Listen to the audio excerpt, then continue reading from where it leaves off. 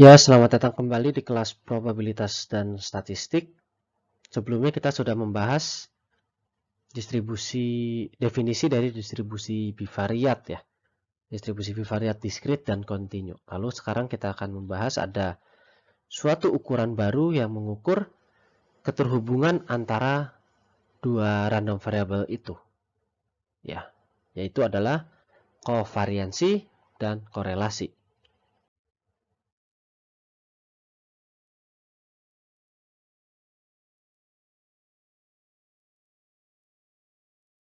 Nah, kovariansi ini apa? Nah, saat dua atau lebih sebenarnya random variable itu kita definisikan dalam suatu ruang sampel seperti yang ini ya. Ruang sampelnya itu adalah ada X dan ada juga Y ya.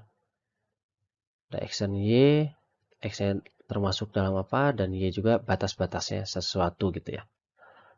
Nah, penting untuk menjelaskan bagaimana nilai-nilai X dan Y ini misalkan contohnya itu bervariasi bersama. Jadi bukan hanya variansi masing-masingnya saja, tapi kita meninjau perubahan X terhadap perubahan Y dan sebaliknya gitu. Terhadap kenaikan nilai X maupun kenaikan nilai Y.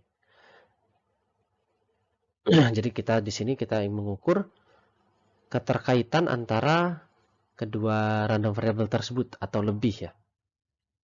Nah, salah satu cara mengukurnya itu adalah dengan menggunakan ukuran namanya kovariansi. Kovariansi ini itu adalah mengukur hubungan linear antara random variable ya. Jadi di sini terbatas pada hubungan linearnya. Misalkan hubungannya itu adalah kuadratik atau eksponensial atau misalkan logaritmik, maka kovariansi ini bakal misleading ya kadang. Jadi nggak sensitif terhadap hubungan yang sebenarnya terbentuk itu.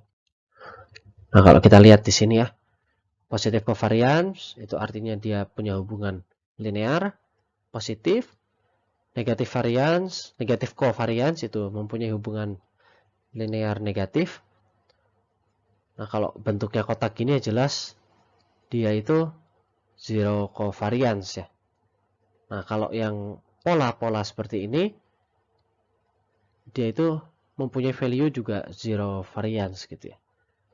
Jadi, padahal dia punya pola lingkaran, tapi kita nggak bisa nangkep nilainya itu.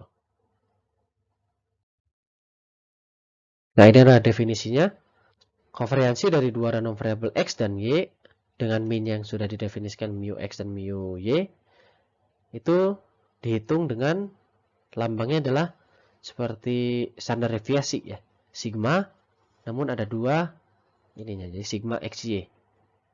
Itu adalah sama dengan expected value dari XY dikurangi mu X, mu Y.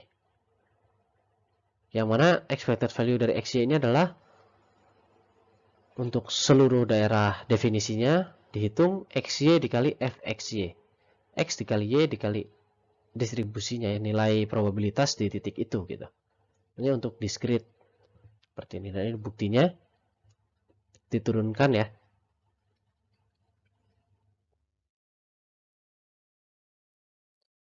Sesuai dari definisi kovariansinya. Soalnya definisinya itu asalnya adalah ini ya yang secara matematisnya gitu, definisi. Tapi kita pakai cara mudahnya lah untuk menghitungnya. Nah, kalau kita lihat kasus data center, sigma XY-nya ini adalah sama dengan expected value XY kurangi mu X mu Y. Kita hitung untuk setiap titik XY,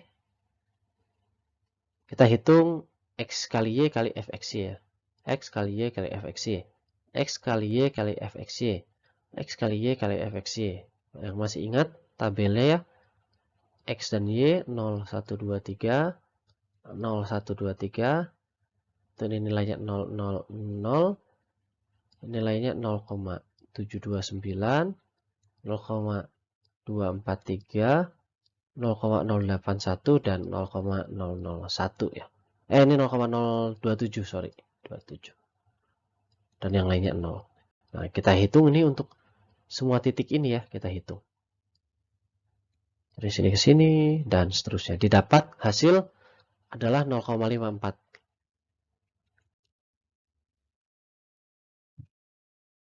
Nah, sebelumnya kita tahu kalau mu X itu sama 0,7 dan mu Y itu sama 0,3. Ya, hitungan dari yang video sebelumnya ya.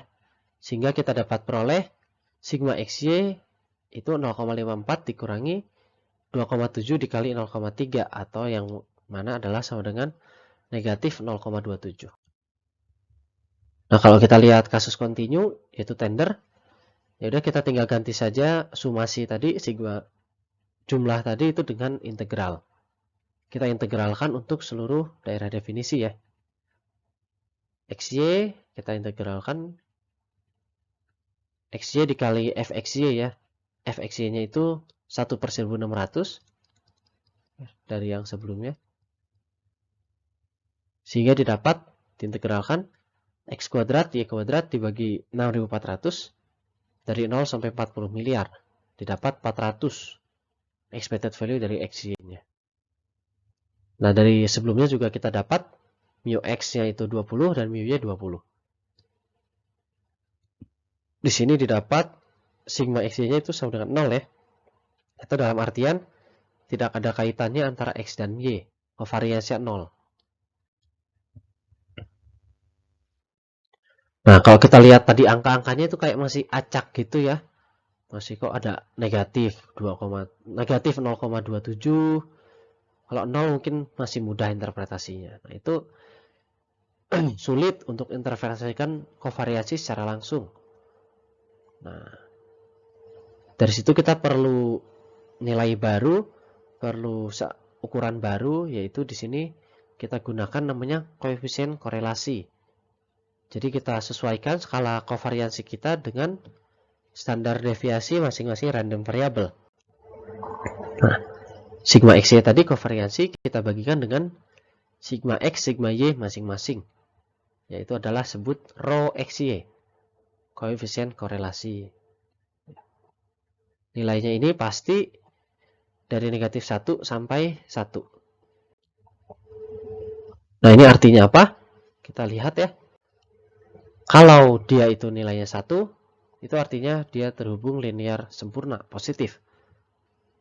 Nah, ini batas-batasnya sebenarnya memang tidak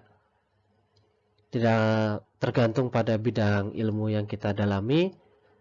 Batas-batas ini akan mempunyai nilai-nilai yang beda juga.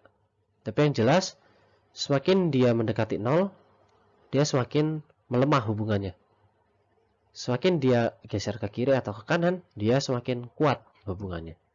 Sampai mentok di negatif 1 itu dia linear terbalik sempurna. Ya, udah hubungan linear ya, kayak misalkan F sama dengan M kali A. Itu kan kalau A-nya naik, pasti F-nya juga naik. Gitu. Ini pasti kalau udah ada persamaannya seperti ini, itu pasti kalau dihitung koefisien korelasinya itu 1 ya. Nah, kalau kita tinjau contoh kasus data center, rho XY itu sama dengan negatif 0,27 dibagi sigma X, sigma Y yang sudah kita hitung sebelumnya, yaitu 0,27 juga kita akarin ya. Sehingga didapat hasil negatif 1. Ya. Artinya apa? X dan Y itu mempunyai hubungan linear terbalik sempurna. Ya. Sudah jelas dong, dari definisi aja satu on, satu off. On-nya bertambah, off pasti berkurang dengan jumlah yang sama, persis. Sehingga udah pasti dia mempunyai hubungan linear terbalik sempurna. Udah cocok ya hitungannya. Nah, kalau tadi itu untuk 1-2 random variable saja, hanya 2 random variable. Nah, kalau kita mempunyai banyak random variable, maka seringkali orang kita kenal membuat namanya heat map. Nah, itu tuh setiap titiknya di sini, setiap kotak-kotak ini mewakili perbandingan korelasi antara satu random variable dengan random variable lainnya gitu. Ya. Jadi untuk mempermudah untuk visualisasi datanya gitu ya, untuk mempermudah kita melihat nilai-nilai korelasi ini antara satu fitur dengan fitur lainnya. Jadi kita bisa lihat Oh, ternyata ada yang mendekati 1. Di sini, di sini. Tentunya yang miring pasti 1 ya, karena dia terhadap variabel itu sendiri. Kita lihat di sini ada 1, ada mendekati 1, lalu yang hitam-hitam ini mendekati 0 gitu ya. Nilainya gitu. Maksudnya di bawah 0 ini negatif ya di sini.